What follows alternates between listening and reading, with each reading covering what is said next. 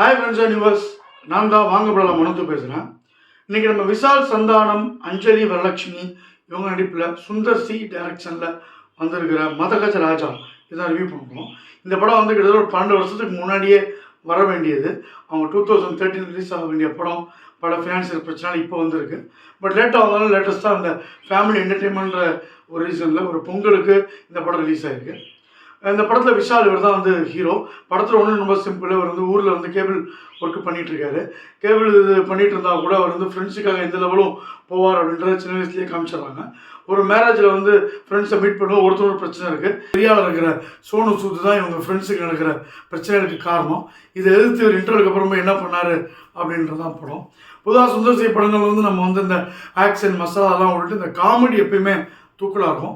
இந்த படத்தில் அதே மாதிரி வந்து சந்தானம் காமெடி சான்ஸே இல்லை. இப்போ ஒரு ஹீரோவாக பண்ணிகிட்ருக்காரு. இதெல்லாம் பார்க்கும்பொழுது ஒரு சம காமெடினாவே கன்டினியூ பண்ணலாம் அப்படின்னு நினைக்கிற அளவுக்கு ஒரு ஒன்று எல்லாமே டப்புன்னு ரொம்ப ஃபாஸ்ட்டாக டைமிங்கில் சூப்பராக இருக்குது. அதேமாதிரி விஷாலோட ஆக்ஷன்லாம் பார்த்தீங்கன்னா அவ்வளோ அருமையாக இருக்குது. ஏன்னா வந்து இப்போது 10 வருஷம் முன்னாடி ஒரு பாடி அந்த 8 பேக் மெயின்டைன் பண்ணுறது, சண்டை போடுறது, பஞ்ச் டைலாக் இதில் கொஞ்சம் கம்மியாக இருக்குன்னா நம்ம வந்து தப்பிக்கிறோம். வரலட்சுமி வந்து கிளாமர் ரோலுக்கு வருது, அஞ்சலி வந்து கொஞ்சம் லவராக இருக்கிறதுன்னு எல்லாமே எதிர்பார்த்த ஒரு டெம்ப்ளேட் கதைனா கூட ஒரு ரசிகனை வந்து இந்த போர் அடிக்காமல் கொண்டு போகிறதுல சுந்தர் சி முடிஞ்சவரையும் ஜெயிச்சிருவார். அது இந்த படத்தில் பண்ணியிருக்காப்புல. விஜய் ஆண்டனி அவரோட மியூசிக்கில் 2 பாட்டு வந்து ரொம்ப ஃபுட் டாப்பிங்காக இருக்குது. படத்தோட இன்னொரு ப்ளஸ் வந்து லொக்கேஷன் அந்த இதுவும் பர்டிகுலராக அந்த மாஸ்டரோட பொண்ணு கல்யாணம் நடக்கிறதுனால சும்மா பச்சை பசேல்னு ஒரு தனி வீடு பார்க்கவே அழகாக ரம்மியமாக இருக்குது. படத்தில் மிகப்பெரிய ப்ளஸ் இப்போ சமீப காலமாக வந்து படம் எடுக்கிறேன்னு தான் சொந்த கருத்தை திணிச்சு பார்க்குறவங்கள கொலையாக கொள்வது, இல்லைன்னா பெரிய ஹீரோவையும் பயங்கர பட்ஜெட்டையும் நம்பி ஸ்கிரிப்ட் ஒர்க்கே இல்லாமல் கண்ணாபின்னு எடுத்து வச்சு அவனை வந்து பார்த்துருவான்னு நினச்சி 1000 கோடி 2000 கோடி மக்களை ஏமாத்துறது அப்படிலாம் இல்லாமல் ரொம்ப சிம்பிளான ஒரு கதை. இந்த சுந்தர் சி படம் இந்த காமெடியில் அவர் எப்படி ஸ்கோர் பண்ணியிருக்காரு. என்டர்டெயின்மெண்ட் 2 மணி நேரம் 2.5 மணி நேரத்தை வந்து நம்மளை எப்படி பார்க்க வச்சு அதுதான் போர் அடிக்கிறாரா, இல்லை மசாலான்ற பேரில் ஓவராக வந்து நம்மளை போட்டு கொள்றாரா அப்படின்றத மட்டும் தான் நம்ம பார்க்கணும். சந்தானத்தோட மாமியார், சந்தான ஒய்ஃபு எல்லாமே சீன்ஸும் வந்து பார்க்க போய் இன்ட்ரோல் போகிறதே தெரில. இன்ட்ரோல் வந்து ஃப்ரெண்ட்ஸுக்கு ஒரு பிரச்சனை அப்படின்னு சொல்லும்போது நமக்கு தெரிஞ்சு போது இனிமேல் ஆக்ஷன் ரூட்டு போகிறாருன்னு. ஸோ நம்ம எதிர்பார்த்த அளவுக்கு கொஞ்சம் ஆக்ஷன் ஓவர் லாஸ் இல்லாமல் அதையும் வந்து அளவாக வச்சுருக்காரு சுந்தர் சி. ஒரு சாதாரண கேபிள் டிவிக்காரன் இவ்வளோ பெரிய வெளில அதுவும் வந்து ஒரு அரசாங்கத்தையே மாற்றக்கூடிய அளவுக்கு கெப்பாசிட்டி உள்ளவன் மீடியா கையில் வச்சுருக்கோன்னா ரொம்ப அசால்ட்டாக 3-4 சீனில் காலி பண்ணுறதுலாம் சினிமாவில் மட்டும்தான் நடக்கும்.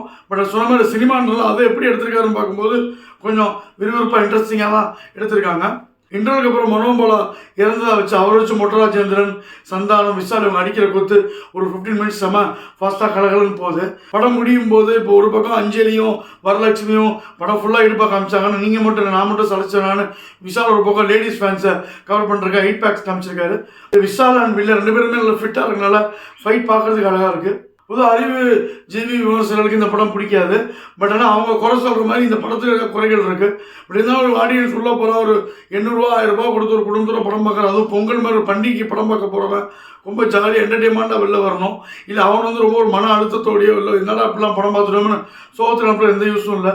ஸோ இந்த படம் அந்த விதத்தில் அந்த பர்பஸை சால்வ் பண்ணியிருக்கு. கே பாக்கிறதுக்கு அப்புறம் நல்லா வந்து ஒரு படத்தை ஸ்க்ரீன் ப்ளே பண்ணுறதுல நம்ம சுந்தர் சி சரியான நல்லா அது இந்த படத்தை கரெக்டாக பண்ணியிருக்காரு. இவர் அரண்மனை மாதிரி படங்களை கையில் எடுத்து 1 2 3 4ன்னு கதை வறட்சியில் போகிறதுக்கு இந்த மதகஜ ராஜா மாதிரி படங்கள் பண்ணலாம். மைனஸ்னு பார்த்தீங்கன்னா இன்டர்வலுக்கு அப்புறம் நான் சொன்ன மாதிரி ஹீரோ டக்குன்னு வில்லனை ஓவர் ஸ்கோர் பண்ணுறதுனால ஹீரோ ஓவராக டாமினேட் பண்ணுறதுக்கு நம்புற மாதிரி இல்லை. பிசி சென்டர்ஸை எய்ம் பண்ணி இந்த படத்தை எடுத்துக்காரு. விடுமுறை நாட்கள் வந்து ஒரு 7 நாள் இருக்கிறனால அதுவும் விடாமுயற்சி படமும் வரல. ஆனால் நல்லா கலெக்ஷன் ஆகும். இந்த படம் ஒரு 13 வருஷம் கழிச்சு வந்த படம் மாதிரி ஒரு ரெஃப்ரெஷிங்காக இருக்குது.